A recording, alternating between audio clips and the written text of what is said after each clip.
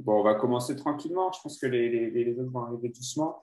Bonjour à tous. Du coup, bienvenue pour ce quatrième webinaire Foil & Co, où on discute globalement à chaque fois des quatre marques. Là, l'idée du coup de ce webinaire, donc on va discuter avec Bruno André qui s'occupe de tout le développement produit. Je te laisserai te présenter juste après Bruno. L'idée, hein, c'est pas de faire une présentation commerciale, c'est vraiment, on vous montrera en fait les différentes gammes et n'hésitez pas à interagir, c'est vraiment l'objectif. Si vous avez des questions sur du développement, même de planches à venir ou autres, sur les planches actuelles, sur des choix de matériel, on n'est pas là pour vraiment faire le côté commercial, mais vraiment pour discuter avec vous et échanger avec vous. Donc, il ne faut vraiment pas hésiter à échanger là-dessus. Et dès que vous avez une question, vos micros, pour le coup, sont désactivés pour éviter de faire trop de brouhaha quand il y a plusieurs personnes qui parlent. Il suffit juste en bas sur Zoom, vous avez l'onglet Converser. Si vous passez en fait votre doigt sur l'écran, vous verrez Converser. Et là, en fait, vous pouvez poser toutes les questions que vous voulez. Et moi, je les poserai directement à Bruno pour qu'on puisse vous répondre. Donc, n'hésitez pas, si jamais il y en a qui ont des problèmes pour trouver l'onglet, n'hésitez pas à faire signe aussi. Mais c'est le petit onglet Converser en bas.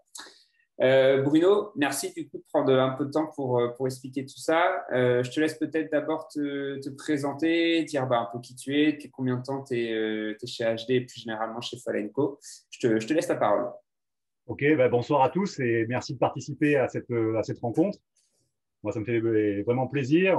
Je passe mon temps à partager mes sessions, à faire tester du matériel. Bon, avec la situation actuelle, c'est vrai que c'est devenu compliqué. Donc, du coup, c'est vrai qu'avec Internet et l'avènement des réseaux sociaux, on se retrouve à faire plein de vidéos YouTube et maintenant des webinars, donc on n'arrête pas le progrès. Je trouve ça super et je suis vraiment très content de partager un petit peu tout ça avec vous. Donc, je m'appelle Bruno André, je vais avoir 49 ans bientôt déjà. Et je suis chez AHD depuis 98. Donc, ça fait un paquet de temps. Et donc, j'ai intégré la marque AHD dans les années un peu folles du windsurf. Et tout de suite, pour le développement des produits, j'ai été embauché pour ça. À l'époque, j'étais chez Ace, pour ceux qui se rappellent de mon parcours. Je travaillais avec Frédéric Monnier.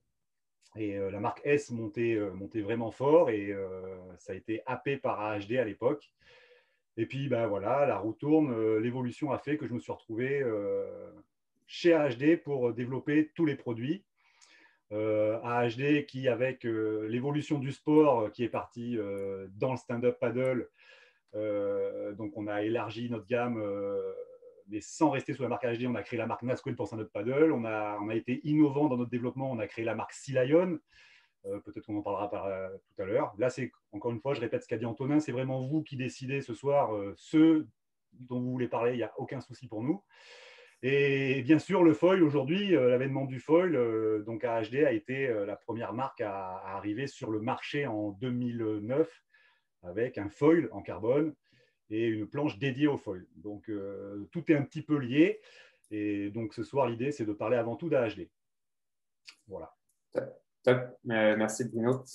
Pour rentrer du coup tout de suite un peu dans le vif du sujet de développement de produit, aujourd'hui, avant de rentrer vraiment sur chaque type de planche, comment ça se passe un peu en termes de développement de produit? Est-ce que il y a une gamme qui sort tous les ans? Comment se passe le développement? Quels sont les essais qui sont faits?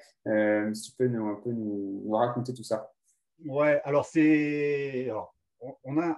on a évolué depuis des années, nous, sur un parcours vraiment atypique, je vais dire. Ça fait longtemps qu'on a abandonné un petit peu le côté fashion, à sortir des nouvelles gammes tous les ans pour sortir des nouvelles gammes tous les ans. Quand on regarde la gamme AHD, on a des chefs qui peuvent paraître vieux, c'est le cas. Ils ont certains chefs, on en parlera tout à l'heure, la gamme Freeride a plus de 10 ans. La gamme Expression en vague, elle a quelques années aussi.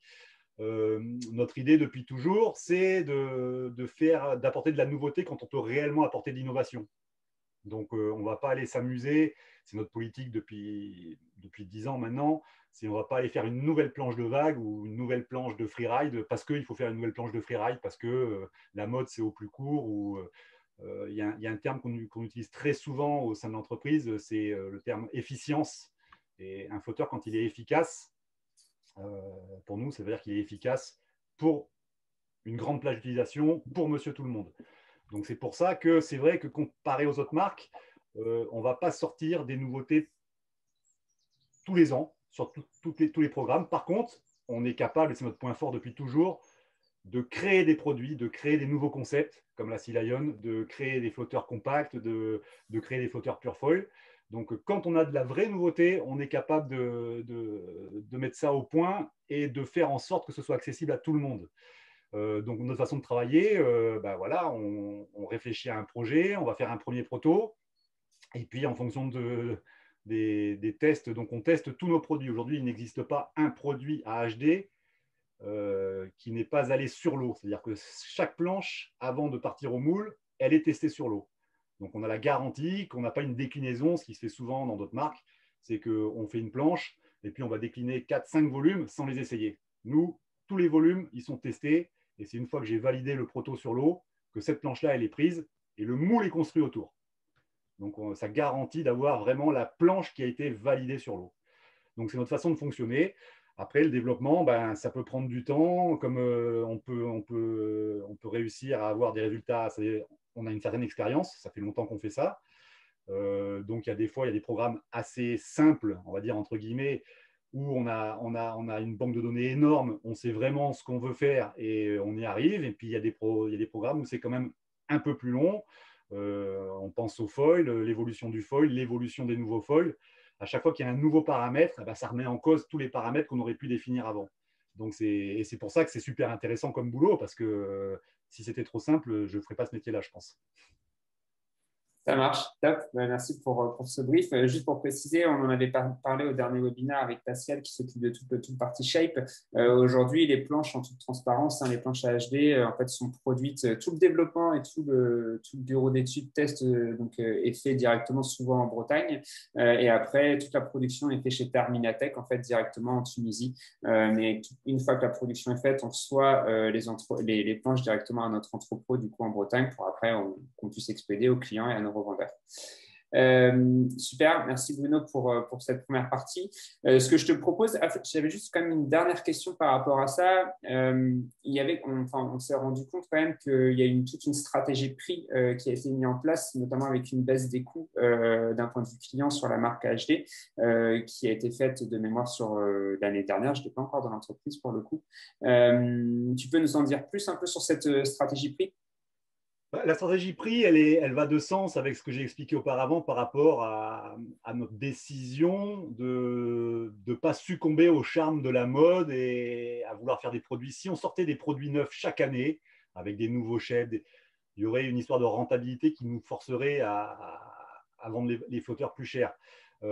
Aujourd'hui, on a fait un choix qui nous permet d'avoir des flotteurs qui vont être amortis au niveau des moules, par exemple, qui nous permettent de proposer un prix. L'idée, c'était de rendre la marque à HD beaucoup plus accessible en prix. C'est notre politique également sur nos autres marques. Et bon, voilà, c'est un. Bon, je ne suis pas commercial, ce n'est pas mon domaine, on va dire, mais par contre, je défends et je partage complètement cette idée-là. C'était de rendre plus accessible. On était conscient que le prix du matériel était assez élevé. On était conscient qu'on avait, on va jouer carte sur table, qu'on n'avait pas l'image que peuvent avoir les grandes marques avec des team riders à n'en plus finir. Donc, il a fallu qu'on se positionne à notre niveau. Et voilà comment ça s'est fait naturellement. Et aujourd'hui, on est assez content du résultat. AHD est quand même bien revenu sur le devant de la scène. On reste droit dans nos bottes avec nos idées et voilà, on fait notre bout de chemin. Et je pense que moi, j'en suis très fier en tout cas. Top, ça marche.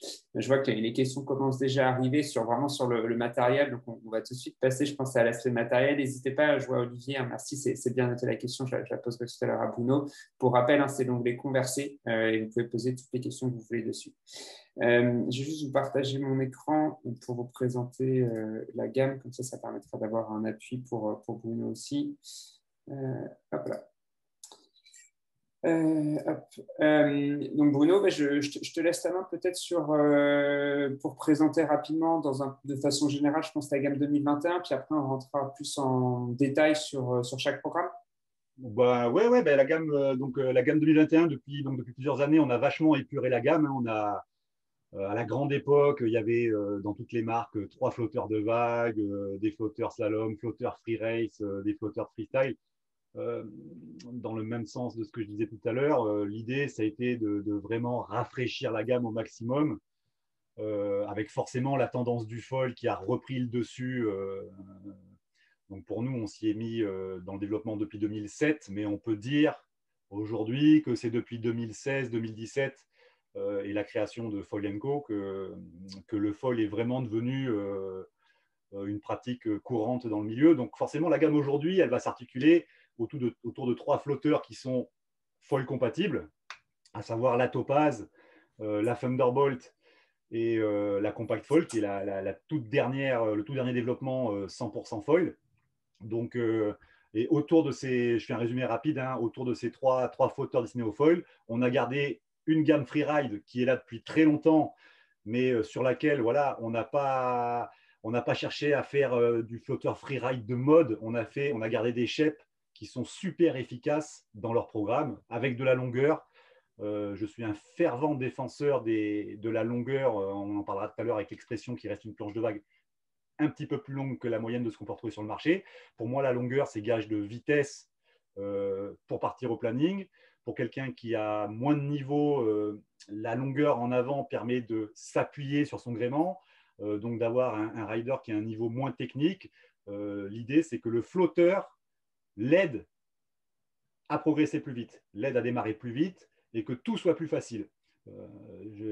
Pour moi, je suis de l'idée que même un bon rider en compétition, s'il a un flotteur tolérant qui l'aide à être encore plus fort, il sera encore meilleur que d'avoir un flotteur technique. C'est pas parce qu'on a un flotteur technique qu'on sera le meilleur. Ça, c'est ma devise depuis toujours, je m'y colle. Donc voilà, on a une gamme, donc je reprends le cheminement, on a une gamme 100% freeride, donc avec des.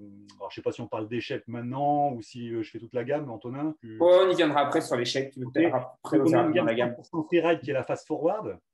On a une gamme free race, enfin free race, qu'on peut appeler free race, sur laquelle on peut naviguer en slalom avec un aileron et faire ses débuts en foil, c'est la gamme Topaz.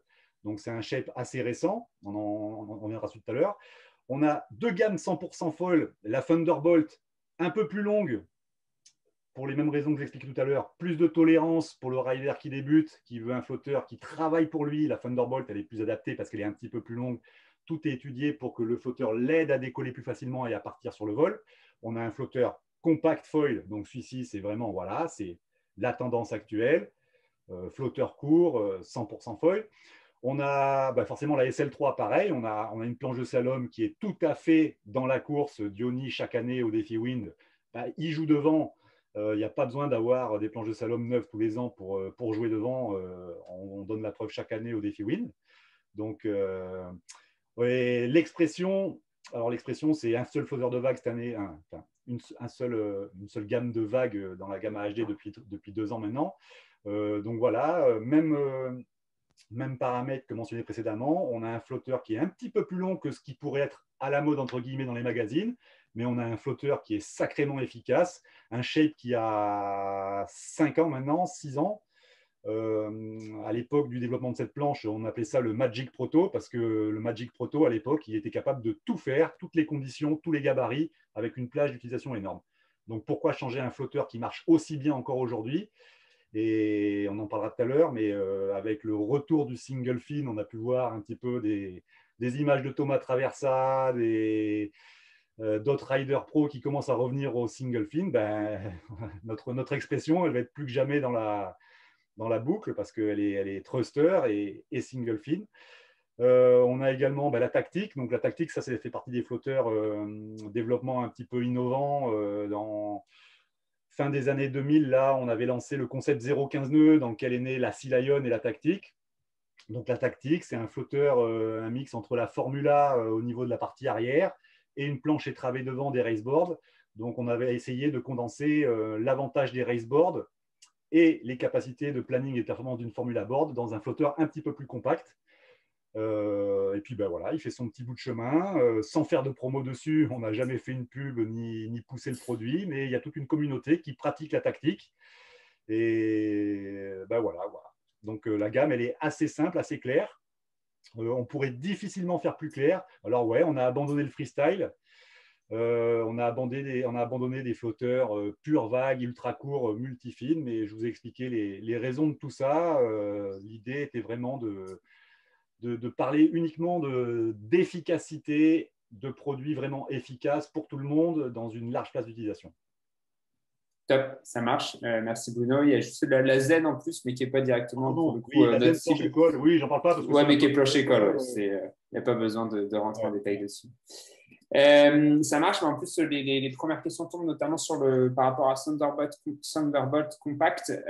Donc, Bruno en a parlé sur le programme Foil 3 planches. Première question, comment comparer les Thunderbolt et les compacts, si tant que ce soit possible? Quelles évolutions sur les compacts Thunderbolt, toujours dans le coup, point d'interrogation? Oui, alors c'est ce que j'ai commencé à expliquer tout à l'heure. Donc, en fait, on est face à deux planches qui sont destinées à la même pratique, mais qui vont avoir deux comportements différents. Le comportement différent, il va s'expliquer de par leur shape. Une planche compacte, c'est plus court. Une planche qui est plus courte, je vous l'ai expliqué tout à l'heure, ça glisse moins bien qu'un flotteur qui est plus long. Plus c'est long, c'est valable dans toutes les disciplines. Une planche de race en stand-up paddle, les mecs ils sont tous en 14 pieds parce que 14 pieds, ça glisse mieux qu'un flotteur de 7 pieds. Et là, c'est exactement pareil. Un flotteur compact, il va être très court, donc il va demander plus de vent ou plus de vitesse, plus de puissance pour décoller qu'une Thunderbolt qui va être, de par sa longueur, plus légère. Elle va avoir une glisse, une inertie qui va lui permettre de décoller un petit peu plus tôt. Donc le rider qui est un petit peu moins technique, qui est moins sûr sur ses appuis, qui n'a pas la voile assez puissante, qui navigue un petit peu avec une voile de freeride avec légèreté, avec une Thunderbolt, il va avoir une petite glisse au début, comme une assistance au décollage, qui va lui permettre d'être beaucoup plus à l'aise, beaucoup plus facile pour apprendre le foil. En performance pure, alors ouais, la plus longue, elle va être un petit peu plus encombrante en l'air, mais elle va être plus tolérante, c'est-à-dire que quand on va faire des touchdowns comme ça, le nose plus long, il va les toucher un petit peu en avant, donc ça va toucher avant que le foil soit beaucoup plus bas. Donc voilà, ça va être beaucoup plus tolérant. Je pense que le terme assistance à la pratique, c'est vraiment le truc qu'il faut entre ces deux-là. La compacte, donc comme elle est plus courte, pour compenser ce manque d'appui, on va avoir un flotteur qui va avoir une répartition de volume beaucoup plus homogène. C'est-à-dire que si on prend la Thunderbolt, elle est épaisse plutôt vers l'arrière, puis elle s'affine bien. Une compacte, elle va être beaucoup plus régulière sur sa répartition de volume parce qu'on va être obligé de compenser le manque de volume, le manque de longueur pour avoir un flotteur qui reste quand même stable à l'arrêt. Parce que la base, c'est quand même d'être assez stable à l'arrêt pour pouvoir décoller facilement.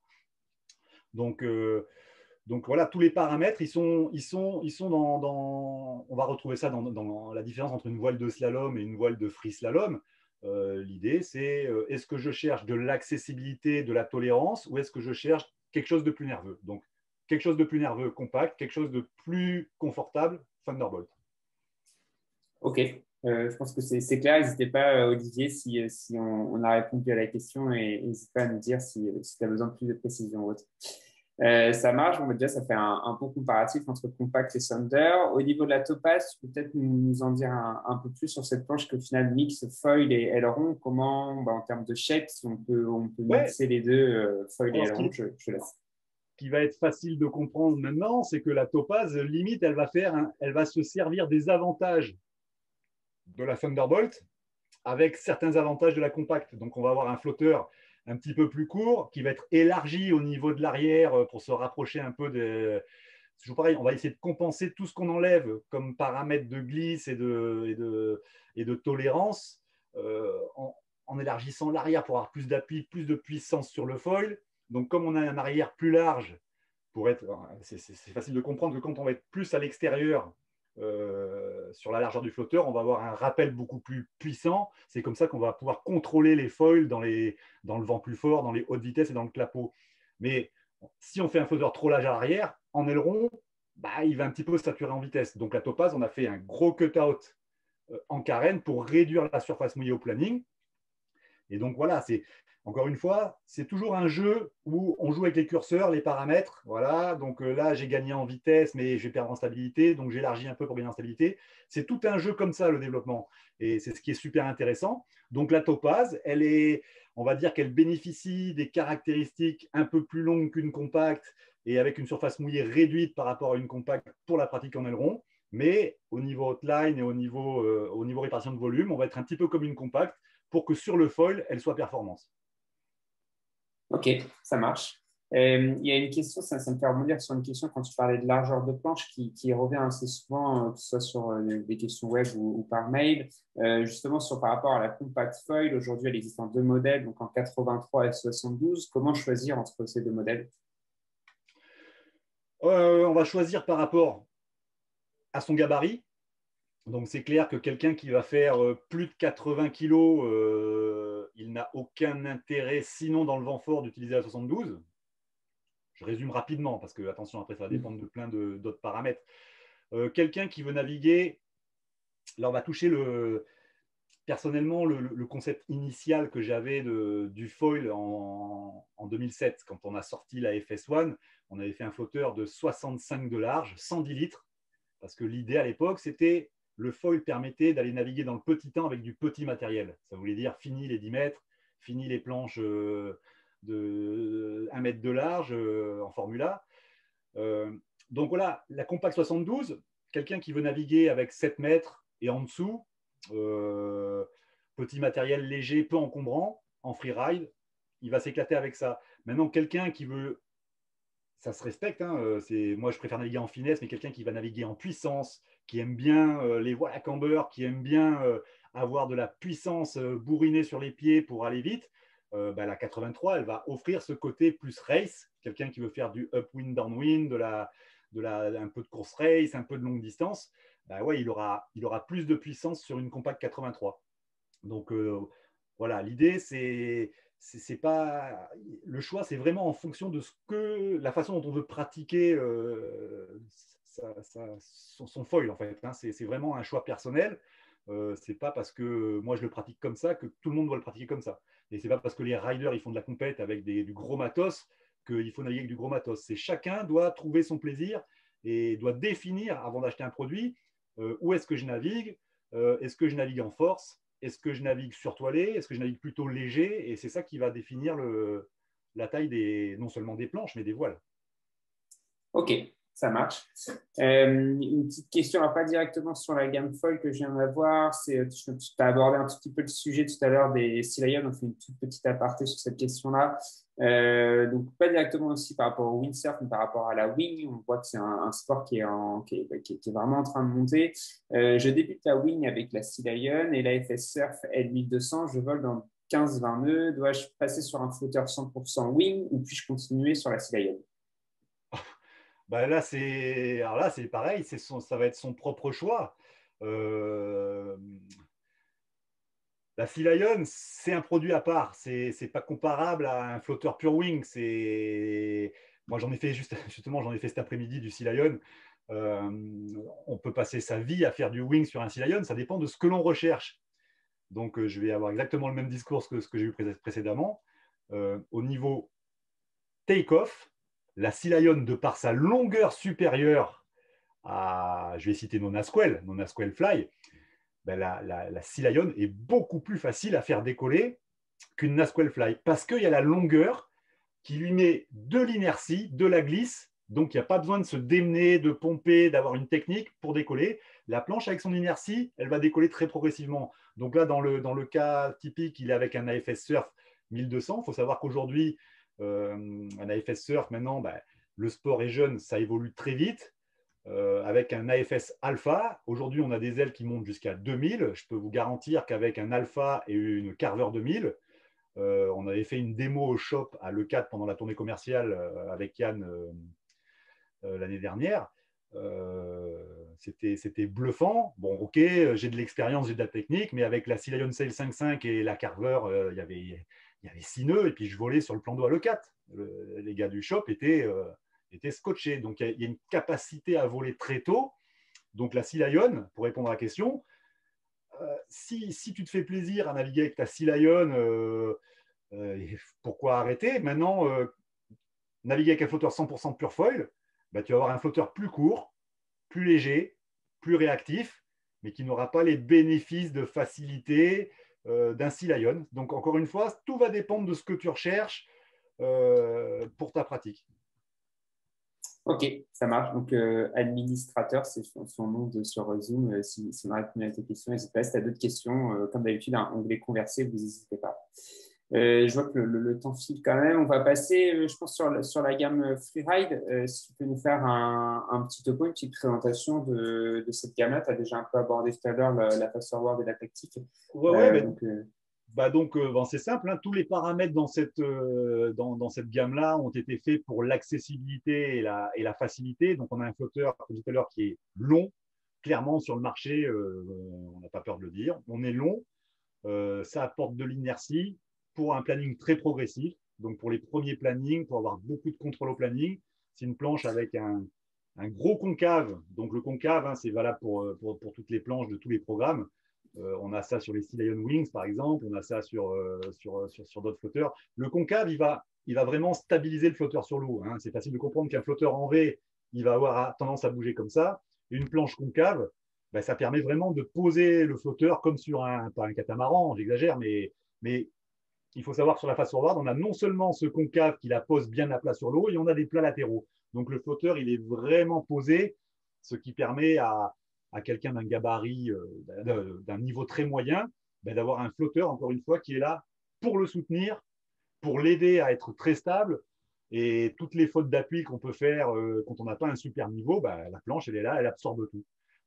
Quand on fait une faute d'appui, quand on appuie trop sur les talons ou trop sur un pied, un flotteur qui va être en V, bah, le V, on a ça sur les flotteurs de vague, le V, il va faire basculer le flotteur, il va apporter de la dynamique. Donc on a du V uniquement vraiment sur l'arrière-arrière de la face forward, parce que le V sur l'arrière d'un flotteur, c'est ce qui apporte aussi du contrôle, ça l'accroche un petit peu à l'eau dans les vents forts, dans le clapot. Et puis on a cette partie concave avec des plats latéraux sur l'avant pour vraiment stabiliser le flotteur. ok, ça me fait remonter sur une question. On n'a pas abordé le sujet la dernière fois avec Pascal. Tu parles justement de simple concave, double concave, plats latéraux. Au final, si on devait comparer les trois, quels sont les avantages et les inconvénients de chacun, notamment entre simple et concave et double concave, on travaille notamment sur ces deux types de shapes sur la planche. Alors, on va faire simple. Ce qui est le plus efficace au niveau pour décoller, démarrer, c'est du plat. C'est-à-dire que quelque chose qui est tout plat, c'est ce qui va décoller le plus vite. Maintenant, quelque chose qui est plat, ben, quand ça va glisser, ça va accrocher l'eau. Donc, c'est pour ça qu'on travaille sur des concaves plus ou moins profonds. Maintenant, le concave, ça a un phénomène à très basse vitesse, ça suce. Donc c'est pour ça que c'est pas forcément les carènes qui sont les plus creusées, qui paraissent les plus travaillées. Au contraire, c'est une carène, et c'est là un petit peu la marque de fabrique, le toucher de Pascal au niveau du shape. Ce qu'on a toujours fait, et dans tous nos produits, encore une fois, hein, que ce soit dans le stand-up paddle ou dans le windsurf, c'est qu'on a des carènes savamment dosées au niveau des concaves. Elles sont vraiment très travaillées. Et donc, les concaves, ils vont apporter, si on a un flotteur qui est courbé comme ça, donc on a besoin d'avoir de la courbe sur les rails d'une planche, ben, pour ne pas planter, pour ne pas avoir un flotteur qui tape trop, pour pouvoir tourner. Hein, une planche de vague, mais si on gardait une planche complètement courbe sur sa carène, ben, on aurait un flotteur qui pousse de l'eau. Les planches de vague à Hawaï, pendant une période, un flotteur qui naviguait à Okipa, c'était impossible de naviguer avec en France parce que ben, la houle était plus puissante à Hawaï. Et eux, ils naviguent tout le temps dans les alizés à 25 nœuds et dans des vagues très puissantes. Donc, ils peuvent se permettre d'avoir des planches hyper bananées, mais ça ne marche pas en Europe. Et donc, en Europe, c'est pour ça qu'on a fait des planches un petit peu plus tendues, mais il y a une certaine limite parce que si c'est trop tendu, après, ça passe plus dans le creux. Donc, on fait des planches courbes et le concave, il vient retendre. Hein, c'est facile à comprendre. On a un rail qui est très courbe et on a un concave qui vient retendre la ligne de scoop. Donc, l'eau sous la carène va faire accélérer le flotteur parce qu'il est tendu au milieu. Donc, c'est ça les concaves. Donc, après, un simple concave, il va apporter ce que je disais. Donc, il va retendre la ligne de scoop, mais il va un petit peu absorber et coller à l'eau. Il va enlever des sensations. La Free Diamond 70 chez HD dans les années 97, par là, 98. C'était une planche, on avait l'impression qu'elle était complètement aseptisée. C'est une planche qui avait un énorme simple concave. Donc, c'était super facile. Mais par contre, en sensation, c'était pas terrible parce que ce concave-là, il absorbait tout. Et puis, une planche plate, elle va taper, elle va paraître raide. Donc, le double concave, c'est pas mal parce que déjà, ça crée deux lignes longitudinales. Donc, ça met de l'inertie, ça met de l'accélération. Donc, tout ça, c'est en fonction du programme et en fonction de vraiment ce qu'on recherche. Donc, facilité sans compromis, ben, on va mettre du simple concave, fast forward. Sur les planches vraiment plus techniques comme la SL3 en slalom, là, on va jouer sur du double concave très léger, uniquement pour trouver le bon rapport qui va permettre de vraiment avoir une planche qui va le plus vite possible et décoller le plus rapidement possible. Ok, ça marche. Ouais, clair pour le coup. Autre petite question, si une personne, c'est une question que j'ai eu récemment, la personne hésite entre topaz et fast forward, comment prendre la décision entre ces deux planches du coup? Le niveau, alors c'est très simple, hein, comme j'expliquais tout à l'heure. Donc la fast forward, une planche très posée, très progressive. Donc la topaz à côté va être beaucoup plus nerveuse. Donc ça va dépendre du niveau technique de la personne. Quelqu'un qui est inexpérimenté, il faut s'orienter sur de la fast forward. Maintenant, quelqu'un qui a déjà des heures de nav, qui est capable de bien naviguer au planning, passer à la topaz, c'est quand même entrer voilà, quoi, dans le monde des sensations, des accélérations.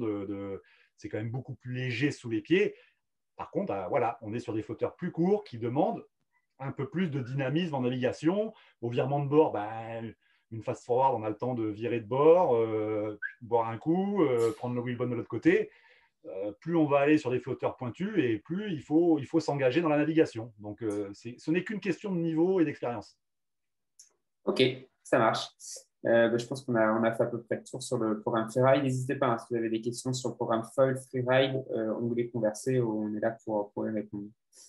Ce que je te propose peut-être, c'est qu'on passe au programme Wave et Slalom. Enfin, tu en as parlé déjà un peu de l'expression de la SL3. Je pense qu'on peut rentrer un peu plus dans le détail, donc je te laisse la main dessus. Non, ben voilà, comme je disais tout à l'heure, l'expression, donc c'est un flotteur que j'utilise.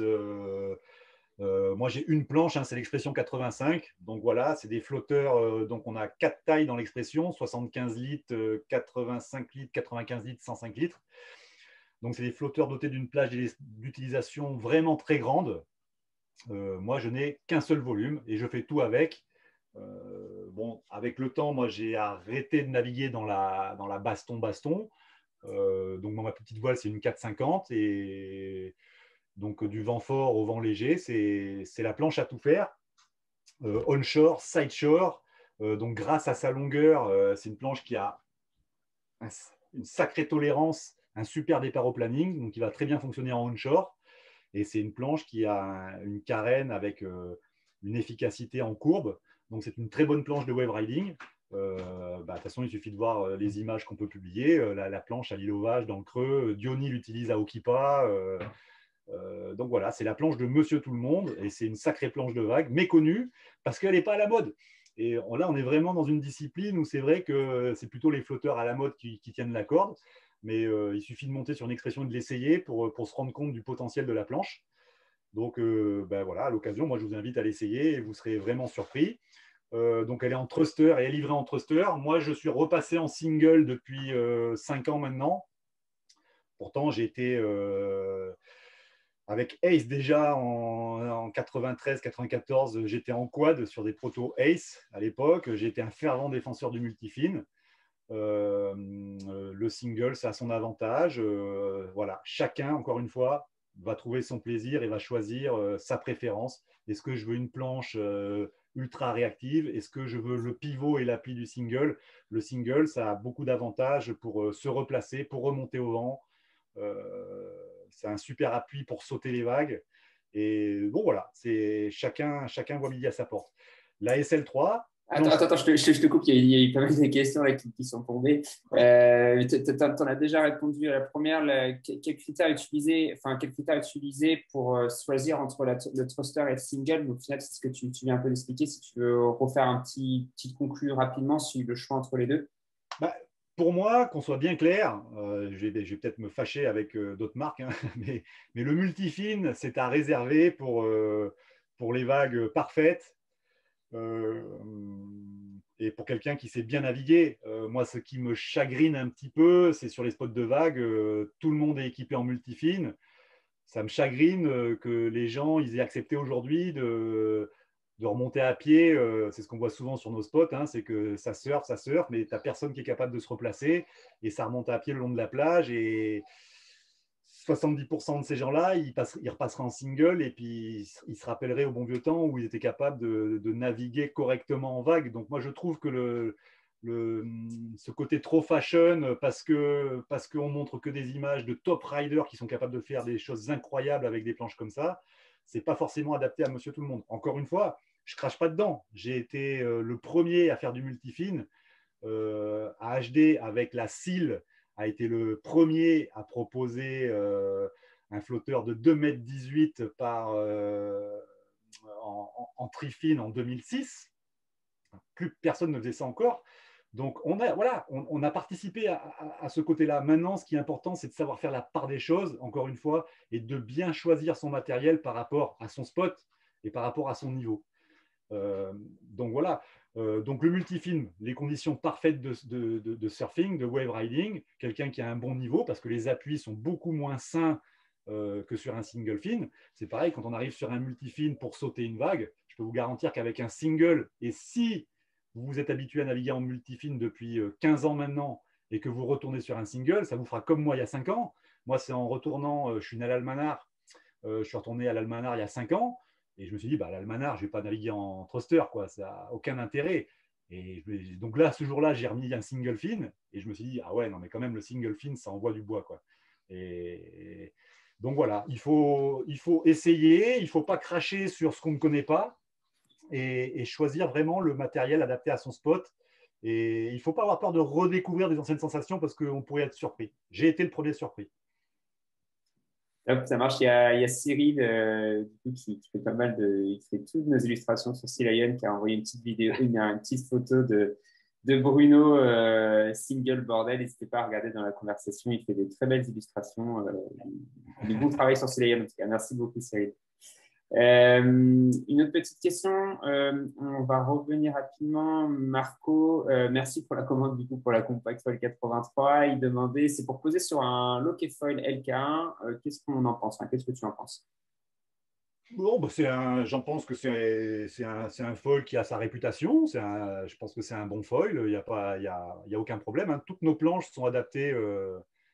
À partir du moment où un foil fonctionne, un foil qui vole, tu peux mettre n'importe quelle planche dessus. Après, c'est du réglage par rapport à sa position de strap, par rapport à.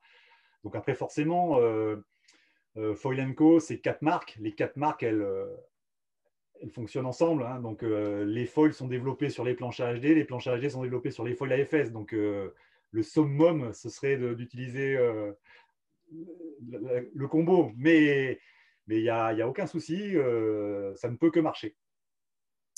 Ça marche. Question d'Olivier, comment intervient le shape de Karen et les rails dans les touchettes en foil, notamment par rapport à la Compact bis Thunderbolt? Alors, les touchettes entre une Compact et une Thunderbolt?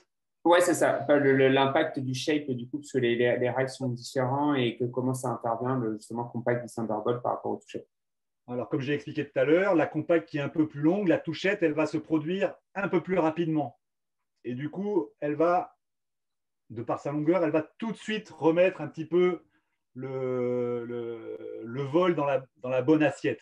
Un flotteur plus court, on peut comprendre que quand on va prendre de l'angle et commencer à toucher, on va avoir un angle beaucoup plus important au moment de la touchette. Après, pour compenser ça, on a un os qui est plus rectangulaire, plus large.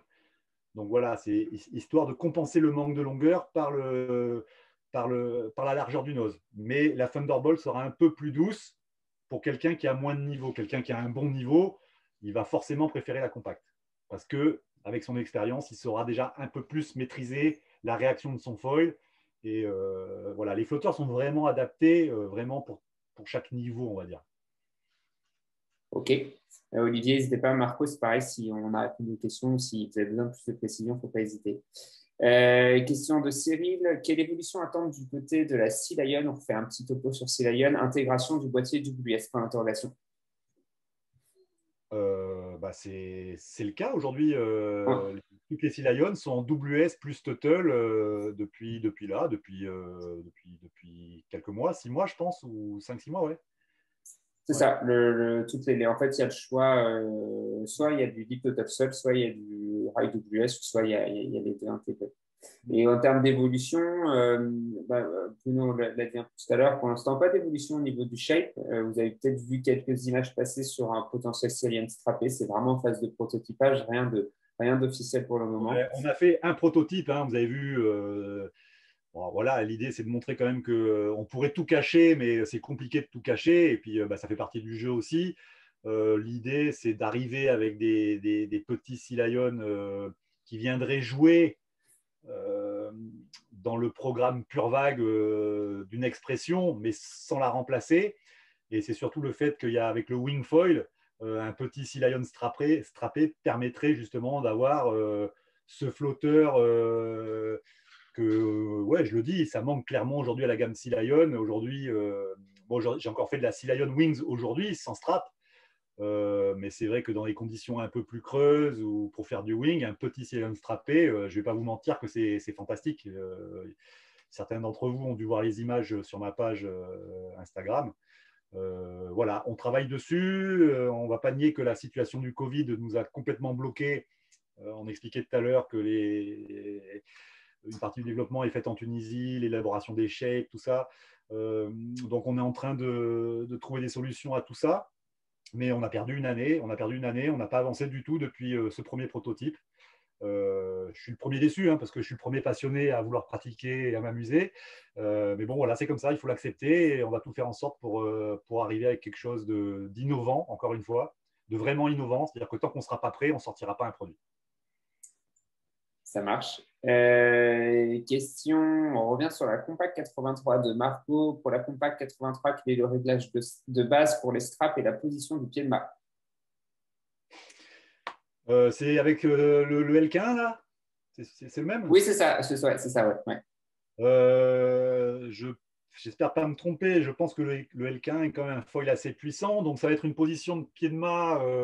Bon, on a une position de base, on va dire, hein, que ce soit la Thunderbolt ou la Compact, qui se situe entre 128 et 132 cm. On va dire que c'est ici qu'il faut placer son pied de mât au début.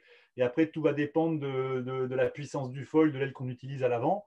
Et position de strap, on a fait une petite vidéo il n'y a pas longtemps là où j'expliquais un petit peu comment caler ses straps. Donc, on va caler son strap arrière.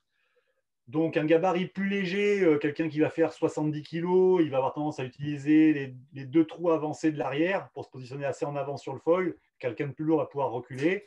Et puis après, c'est vraiment le stance qu'on apprécie. Le stance, c'est l'écartement qu'on met entre son strap avant et son strap arrière. La moyenne étant 45 cm, 46, des fois 48 cm. Il faut savoir que plus on va avoir les pieds serrés, et plus avoir un effet petit volant. Hein, donc, plus on va écarter les pieds, plus on va pouvoir, j'essaie de mettre devant ma caméra, voilà, plus on va écarter les pieds, et ben, plus on va pouvoir jouer vraiment entre le pied arrière, le pied avant. Quand ça part en sucette, j'appuie sur l'avant, je contrôle.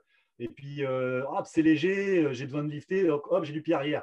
Hein, si je serre les pieds, je réduis cette capacité à contrôler et à libérer le foil. Donc, on s'habitue à tout. Hein. Si vous vous rappelez les années 90, c'était 35 les positions de footstrap sur les planches de base, sur les planches de série, 35 cm. Aujourd'hui, toutes les planches de série sont à 45 cm. C'est-à-dire qu'au fil des années, on s'est habitué à naviguer plus écarté. Il y a une certaine limite. Sur la FS1, la planche, on avait mis 55 de stance. C'était énorme. Je pense que voilà, il faut mettre comme d'habitude. Et moi, je conseillerais de mettre un petit peu plus large que d'habitude en foil. Voilà. Ok, ça marche. Marco, il y a, comme l'a dit Bruno, il y a une petite vidéo qu'on a sortie il y a une petite semaine. N'hésite pas à aller voir sur YouTube. Tu peux taper FS Foil. On a lancé une chaîne YouTube il n'y a pas très longtemps. On essaie justement d'apporter pas mal de conseils techniques dans le matériel de windsurf, sur le choix des réglages, sur le choix des câbles. Enfin, et de façon générale, ça peut vraiment servir pour ceux qui ont du matériel de nos marques et pour ceux qui ne l'ont pas. On continue une autre petite question. On revient du coup par rapport à l'expression. Y a-t-il une différence de stabilité entre une position single et le multifin? Ah ben oui, et c'est là un multifin va être beaucoup plus à plat, mais avec un effet manque d'appui. Enfin, manque d'appui, c'est péjoratif. Le single va apporter plus d'appui.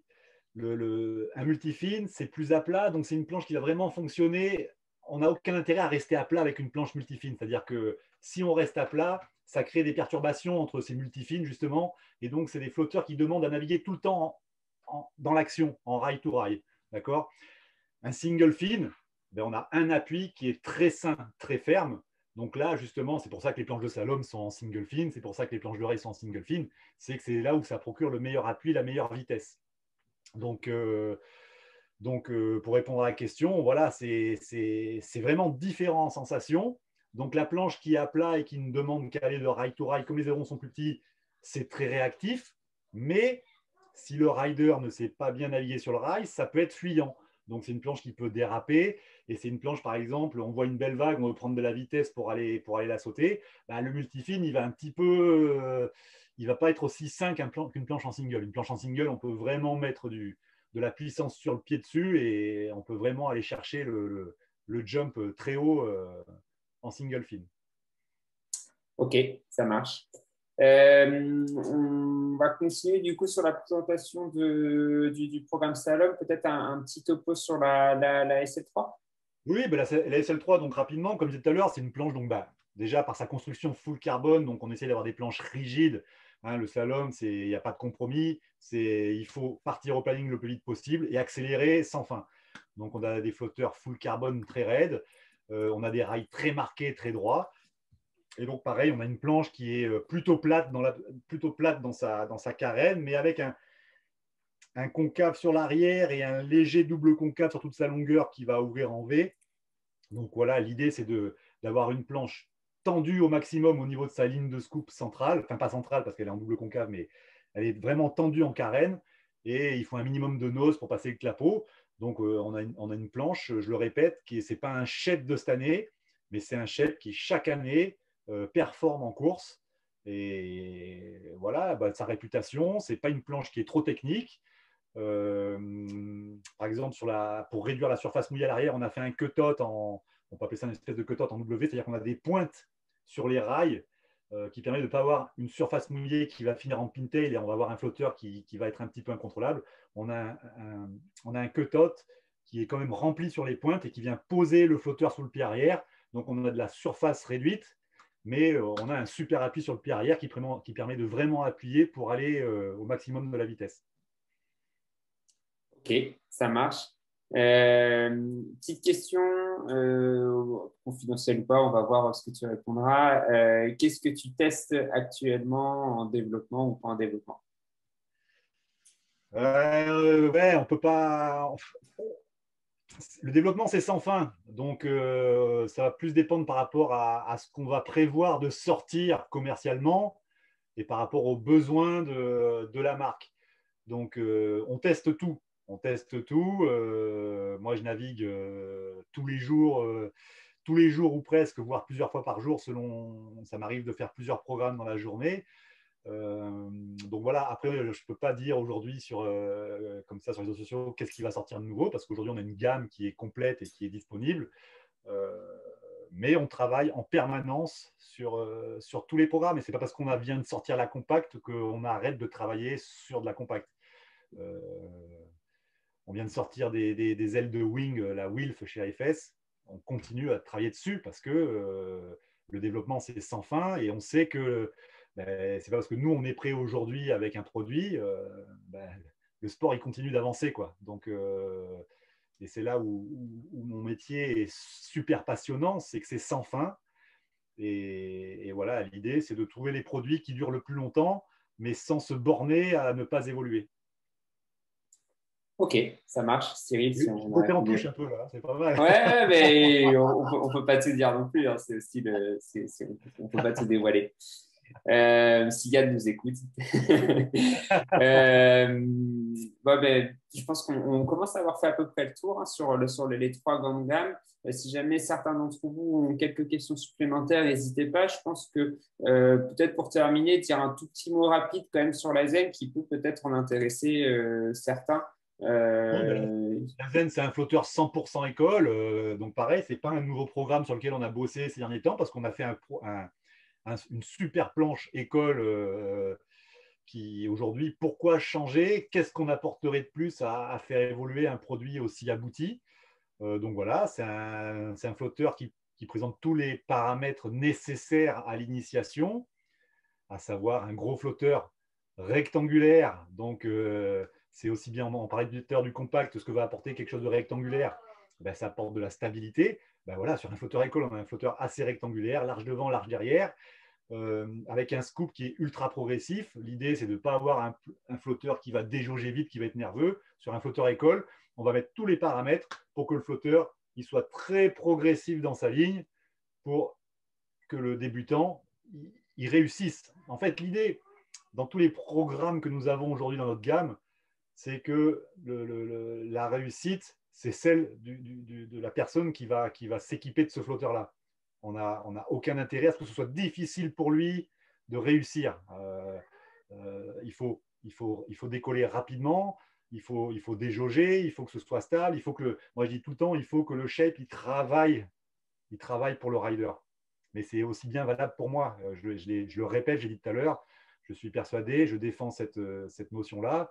Un flotteur qui travaille pour le rider le rendra plus performant, même s'il est champion du monde. Ce n'est pas parce que le champion du monde il a un flotteur hyper technique qu'il sera encore plus champion du monde. S'il a un flotteur qui travaille et qui l'aide à être meilleur, il sera encore meilleur. Ok. J'avais pas vu, j'ai eu deux autres questions. Pourquoi les rails de Pisma sont-ils aussi longs sur la compacte? Eh ben parce que c'est un flotteur 100% foil compact. Et l'idée, c'était que quelqu'un qui va naviguer dans le vent fort, l'exemple sud de la France, Mistral avec une voile de vague, eh ben, il va mettre avec un petit foil, il va mettre son pied de mât vachement en arrière, alors que quelqu'un qui va faire un run de vitesse sur la base de vitesse de Brest, là, on a un spécialiste, Julien Bernard, qui nous pète des scores, eh ben, il va naviguer vachement avancé pour écraser. Plus le foil va vite, plus il faut s'avancer sur un flotteur. Donc là, c'est vraiment des flotteurs qui sont capables de tout faire. On peut faire du freestyle, entre guillemets, quelqu'un qui va aller faire des backloops avec la compacte ou je vais citer la concurrence, mais quand on voit Bats Muller, ce qu'il est capable de faire avec un foil, ben, il lui faut un réglage plutôt typé reculé. Et quelqu'un qui veut faire le record absolu de vitesse, il va être obligé d'avancer son pied de main à bloc, ses footstraps à bloc, parce que, encore une fois, plus on va vite et plus il faut s'avancer sur le foil pour le contrôler. Ça marche. C'est pour ça aussi, pardon, c'est pour ça aussi qu'on a, sur la compacte, on a gavé de position de footstrap parce qu'il faut pouvoir répondre à tous les gabarits, à toutes les pratiques. Et c'est pour ça aussi, je pense que c'est une planche pour le coup qui fonctionne super bien parce qu'on répond en fait, à une large cible au final. C'est une planche 100% foil pour toutes les pratiques.